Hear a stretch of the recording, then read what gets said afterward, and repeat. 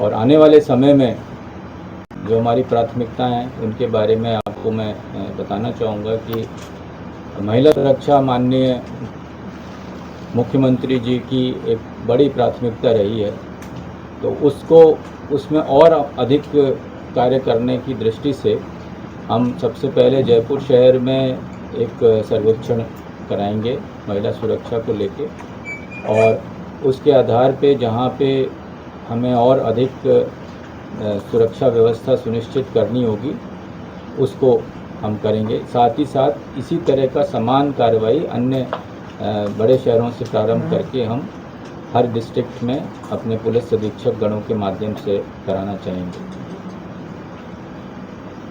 Drugs के against जो कार्रवाई है वो माननीय केंद्रीय गृह मंत्री जी ने अभी एनकॉर्ड की बैठक भी ली थी देश भर के सभी वरिष्ठ अधिकारियों के साथ और नारकोटिक्स कंट्रोल ब्यूरो के साथ, और वहाँ से भी विस्तृत दिशा निर्देश प्राप्त हुए हैं। और आगामी समय में जो ड्रग का जो कारोबार है और जो नेटवर्क है उसको ध्वस्त करने के लिए राज्य और राष्ट्र स्तर पे विभिन्न प्रयास प्रारंभ किए गए हैं। राज्य में आपने देखा होगा कि हमने ANTF को सक्रिय किया है।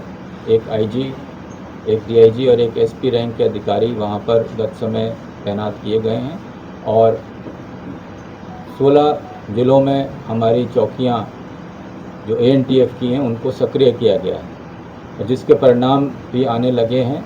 और बड़े स्तर पे गत समय की अपेक्षा में हमारे द्वारा, हमारी टीम्स के द्वारा न केवल डोडा अफीम पकड़ी जा रही है, बल्कि साथ साथ जो MD की फैक्ट्रियां सो कॉल्ड हो रही थी उनमें भी इस वर्ष में उल्लेखनीय कार्य किया गया है।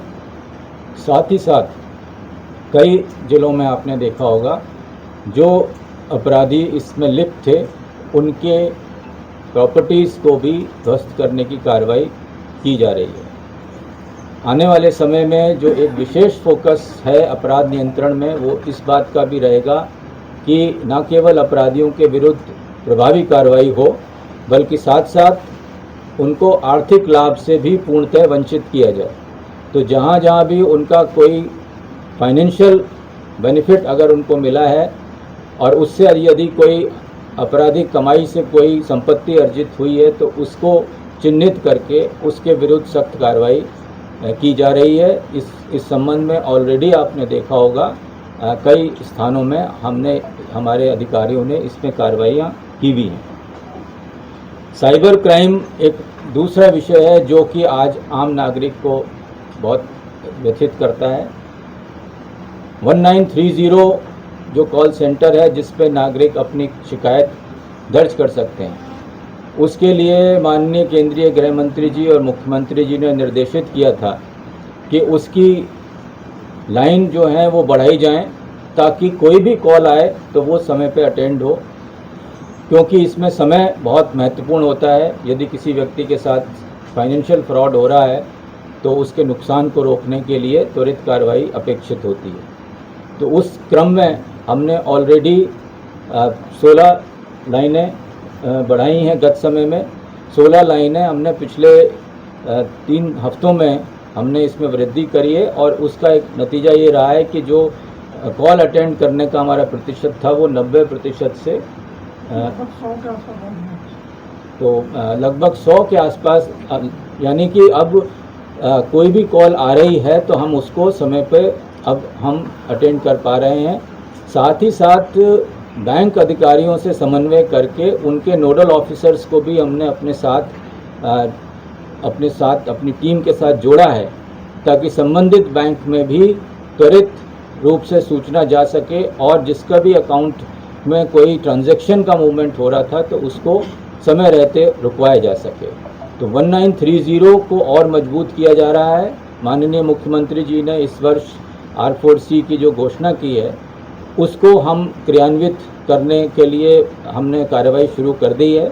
और जैसा कि आपको प्रेजेंटेशन में बताया कि पुलिस मुख्यालय में अभी हमने इसको प्रारंभ किया है, परंतु आने वाले समय में आप देखेंगे कि इसको एक पृथक बिल्डिंग में और बड़े स्तर पे इसको हम लॉन्च करेंगे। और जो भी साइबर क्राइम से जो चुनौतियां सामने आई हैं राज्य के सामने, राज्य पुलिस के सामने, उसके लिए एक विस्तृत टीम, इसके लिए एक अलग से टीम तैयार की जा रही है जो कि उसको अच्छे तरीके से उसको डील कर सके। प्रशिक्षण भी एक अन्य महत्वपूर्ण पहलू है पुलिस का, और गत समय में आई गॉट कर्मयोगी के माध्यम से बहुत सारे नए कोर्सेज उपलब्ध कराए गए हैं। और ये ऑनलाइन कोर्सेज की विशेषता ये है कि इसके लिए पुलिसकर्मियों को अपना ड्यूटी स्थान से अलग जाके और कहीं अपने दूसरे स्थान अपनी ड्यूटी को छोड़ के ये नई चीज़ें सीखने के लिए कहीं बाहर नहीं जाना पड़ता। तो ये जो कोर्सेज हैं और ये जो आई गॉट कर्मयोगी प्लेटफॉर्म है, उसका भी विस्तृत इस्तेमाल हमारे अधिकारी कर्मचारियों द्वारा किया जा रहा है। और बड़ी संख्या में इसमें लोगों ने न केवल रजिस्टर किया है बल्कि कोर्सेज को कंप्लीट भी किया है।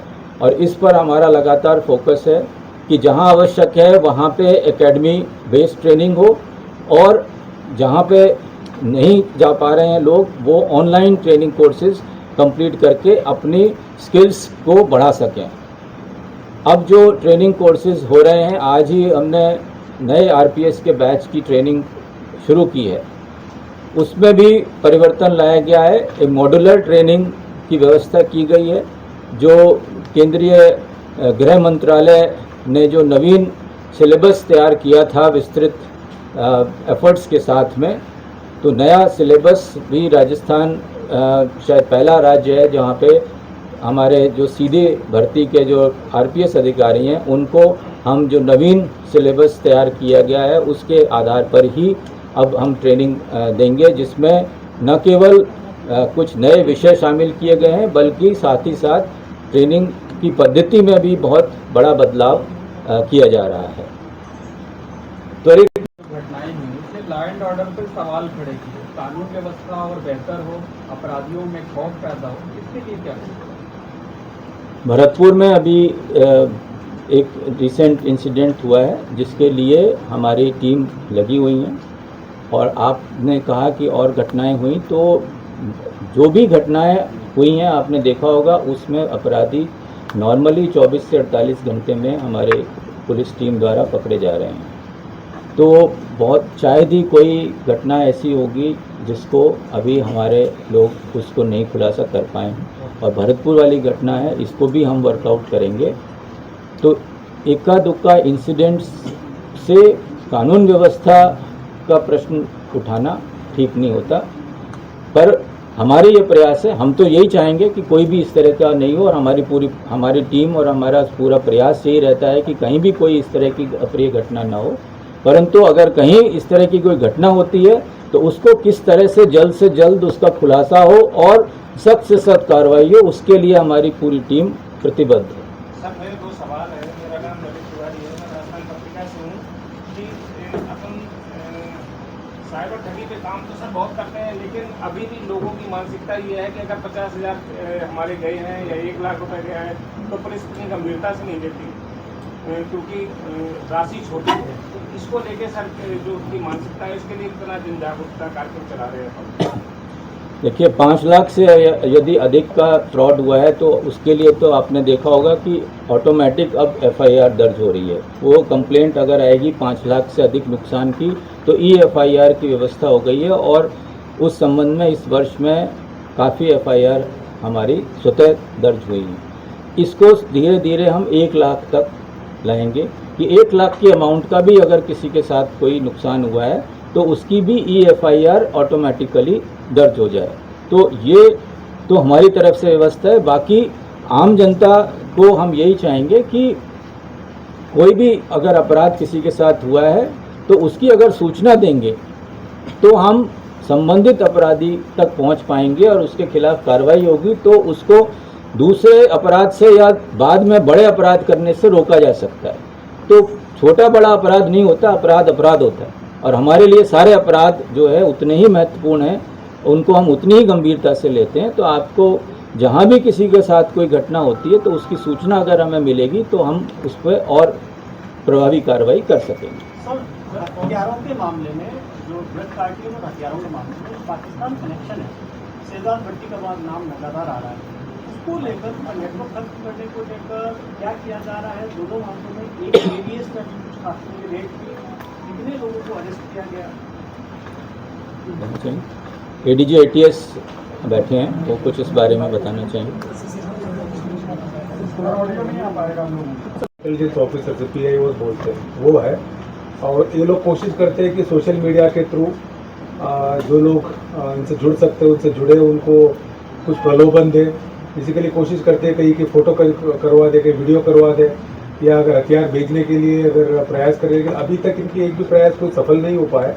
उससे पहले ही हमारी डिजिटल टीम है, प्लस इसके अलावा भी इवन IB और पंजाब पुलिस की भी काफ़ी निगाह है इसके ऊपर।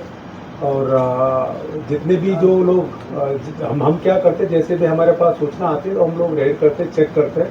इसमें कुछ लोग तो ऐसे रहते हैं कि सिर्फ उनके टच में है, तो उस तरह के लोगों को हम समझा के भेज देते हैं। कुछ लोग इनकी मोबाइल में और इनकी जो बातचीत में और इनकी व्यवहार ऐसा लगता है कि ये लोग एक्टिवली इन्वॉल्व है और टोटली उनके प्रभाव में आ चुके हैं। उनके खिलाफ हम मुकदमा दर्ज करवा रहे हैं। अभी जो रेड्स हुए थे उसमें 2 जगह मुकदमा दर्ज हुए। दूसरों को हम लोग बातचीत करके उनको समझा के उनको कुछ लोगों को पाबंद किया है, उनके ऊपर उनको अभी छोड़ा है और आगे इनके ऊपर निगरानी रहेगी। इसमें जहाँ बहुत इंपॉर्टेंट हमें लगता है उसमें JIC भी करते हैं। JIC में IB के ऑफिसर्स और हमारे स्टेट इंटेलिजेंस के ऑफिसर्स हैं, ये सभी इन्वॉल्व होते हैं। और ये जो लार्जर जो पाकिस्तान की जो नेटवर्क है, लार्जर जो ISI की जो भी जो एक्टिविटीज़ इंडिया में करना चाहते हैं, उसको एक तरह से इसको फ्रंट रखा हुआ है। तो हम लोग भी आपके माध्यम से पब्लिक को भी हम अवेयर करना चाहते हैं कि इस तरह के प्रलोभन में नहीं आए, और देश विरोधी गतियों में आएंगे तो देश विरोधी गतियों की धारा ही लगेंगे, उन्हीं में केस दर्ज होगा, उन्हीं में अरेस्ट होगा। सर, एक सवाल रोहित गोदारा वीरेंद्र चारण से है, कब तक उनकी गिरफ्तारी होगी? अभी राजस्थान के कोई मोस्ट वांटेड है? नहीं, अभी उनके हम पूरा लगातार हम कोशिश कर रहे हैं। वो सिर्फ राजस्थान में वांटेड नहीं है, वो NIA से भी वांटेड है, दिल्ली से भी वांटेड है, पंजाब से वांटेड है, हरियाणा से वांटेड है, मध्य प्रदेश से भी वांटेड है और महाराष्ट्र से भी वांटेड है। हम लोग काफ़ी बाहर जो विदेश में जो प्रक्रिया आप जानते हैं, विदेश में अरेस्ट करने के लिए वहाँ इंटरपोल के थ्रू जाना पड़ता है, वो सारे हमारे प्रयास जारी है। लेकिन हम ये कोशिश कर रहे हैं कि उनकी यहाँ की जो नेटवर्क है उसको हम सफल तरीके से पहले आइडेंटिफाई करें, उनके खिलाफ एक्शन लें। और मुझे लगता है कि उसमें राजस्थान पुलिस काफ़ी सक्सेसफुल रही है, और हमारे AGTF के भी इनके डायरेक्शन से हमारी सारे police, specially Ganganagar police, Churu, Jaipur police और सीकर पुलिस, बीकानेर पुलिस, इन लोगों ने काफ़ी पिछले 1 महीने से ही करीब 5-6 मॉड्यूल बस्ट किए, काफ़ी हथियार भी पकड़े, करीब 70-80 लोग अरेस्ट हुए हैं। और बाहर जो इनको पकड़ने के लिए, आइडेंटिफाई करने के लिए हमारी जो सेंट्रल एजेंसी है उनके साथ लगातार संपर्क भी है, और हम लोग अच्छे एफर्ट भी कर रहे हैं। और उसके साथ हमारा प्रयास यही है कि यहाँ एक तो फायरिंग नहीं हो, मर्डर नहीं हो, और इसके अलावा अगर धमकी की घटनाएं आते हैं तो जिनको धमकी मिलती है उनको सुरक्षा दे। इसके अलावा बहुत बार जब भी धमकी मिलती है, कोई ना कोई लोकल क्रिमिनल या लोकल बदमाश या लोकल इनके नेटवर्क का आदमी रहता है, वही उनको नाम देता है, वही उनको रेकी वगैरह करने का काम करता है। उसमें भी ऑलमोस्ट 70-80% केसों में हम लोगों ने अरेस्ट किया है। और इनकी जो भी हर तरह के आदमी जो इवन इनके लिए कोई थैला उठा के ले जाता है, कोई रुकवाता है, हथियार मुहैया कराता है, या कोई बाहर से कोई शूटर आता है उनको रुकवाता है, उनको पार कराता है, और उनको सपोर्ट करने वाले इस तरह के हर तरह के लोगों को भी अरेस्ट किया है। और इवन आपने जो कुचामन सिटी का केस में देखा होगा, उसमें तो बहुत लोग अरेस्ट हो गए जो यहाँ फरार होने के बाद इवन जहाँ तेलंगाना में जिन लोगों ने इनको शरण दी थी वहाँ तक के लोगों को अरेस्ट किया है। तो इसलिए आखिर मतलब इनकी जो यहाँ के नेटवर्क है उसमें हम कॉन्फिडेंट है, इसको हम बढ़ने नहीं देंगे, और हमें उम्मीद है कि जो बाहर है उनको भी जल्दी अरेस्ट करें।